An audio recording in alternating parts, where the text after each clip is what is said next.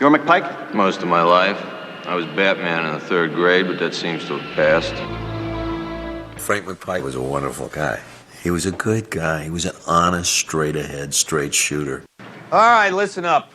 We're about to arrest the wealthiest criminal slime in America. They're fat, they're sassy. They have no interest in risking their lives to avoid the inconvenience of being booked. He was a guy who sat in that patrol car or that unmarked car for way too many years. And, you know, the coffee lids were thrown on top, and the stale donut was still floating under the seat someplace. But he didn't change. His moral fiber didn't change. He didn't change. He lived a moral game. He lived a very moral game. He was a good guy. He's a nice man. Well, him is having a very busy day. Skirmish in Ducktown, dinner with the Chowder and Violin Society, and now a late date with me. Didn't you get me any coffee? What do you want? I hate meetings after midnight in cold garages with guys I'm not partial to. McPike's relationship with Vinnie Terranova was very adversarial. McPike, in the pilot episode, had made sure that he stayed the undercover agent had stayed in jail longer than he should because he thought he was dirty. Why did I have to do the whole 18, Frank? Explain that to me. So you ain't glad to see you, old buddy? Oh, yeah, I'm all choked up, Frank. I've been dreaming about the smell of your lilac cologne.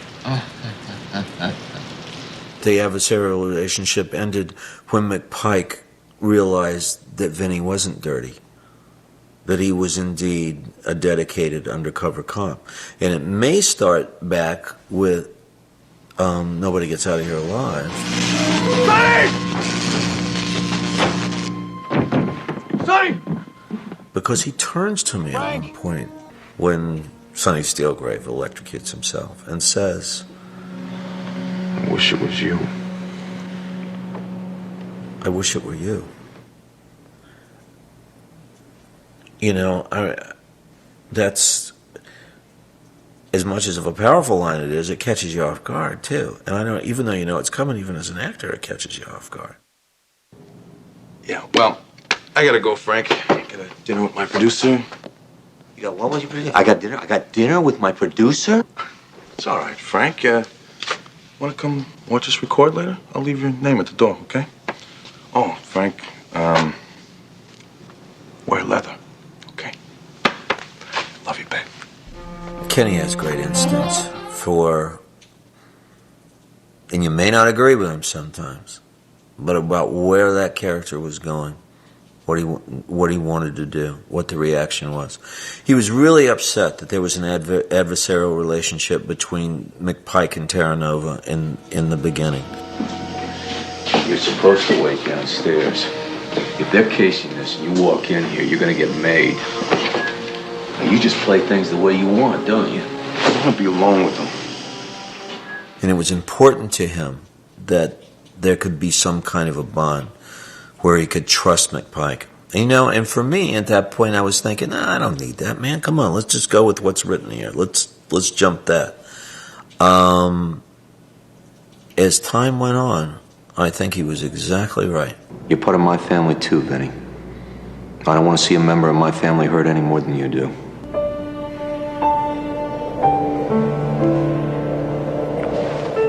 It was important because it gave the relationship someplace to go. No One Gets Out of Here Alive. I remember my call was later than everybody else's.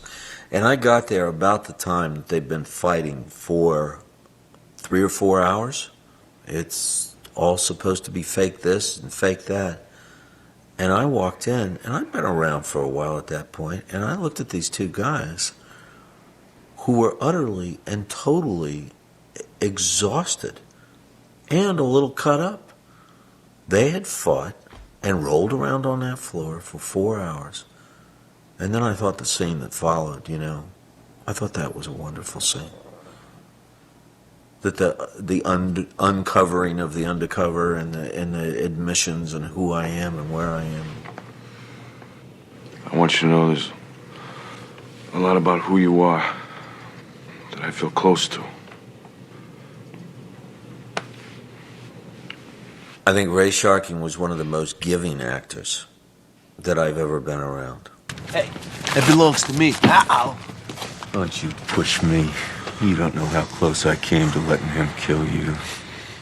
And he would make the space for you. And he was right there with you to make sure you had your moment. His child should know that he was a magnificent actor and totally giving to me.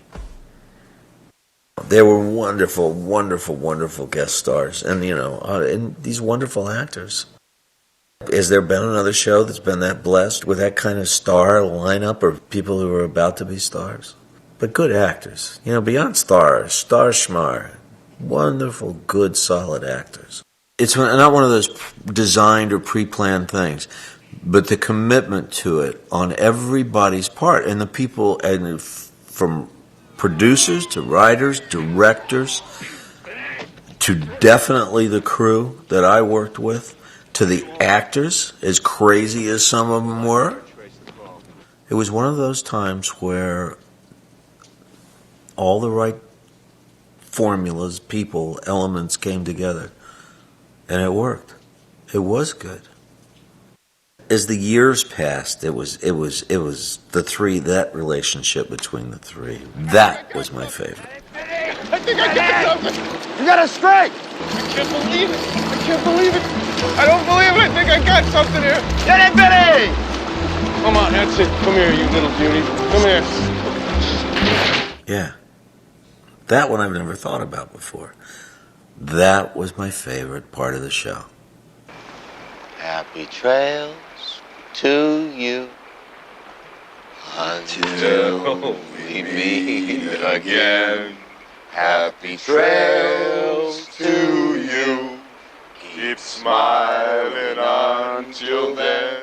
Jonathan Banks, I didn't have much to do with Jonathan's character until very late in the show, when my son's character Vincenzo was missing. Then I had scenes with Jonathan Banks, but I was always so impressed with him. Jonathan was such a terrific actor. The few opportunities that we had, maybe, I just ate it up being around him. That arc with Jonathan in the warehouse is actually one of my favorite scenes. You scum, Lococo. Our poor handler and Jonathan Banks and Frank McPike, who was going, what about me? And we had to stop and think about that. And when the characters found themselves in Vancouver, McPike is sort of trailing after Vinny because it's a little beyond the pale of their work. It suddenly dawned on us, well, there's something we can do with Frank too, and we gave him Lilla Warfield. I'm dying to make love with you.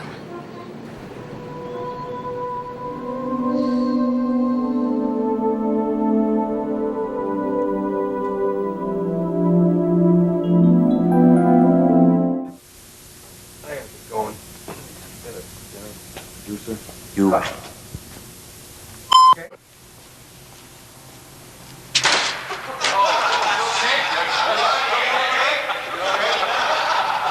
So I'm gonna keep pushing till I get a response. And when I do, there it is. Pike, I have to do something. I'm going to try and make it as painless as possible. Oh, and take that off, too. Cut it!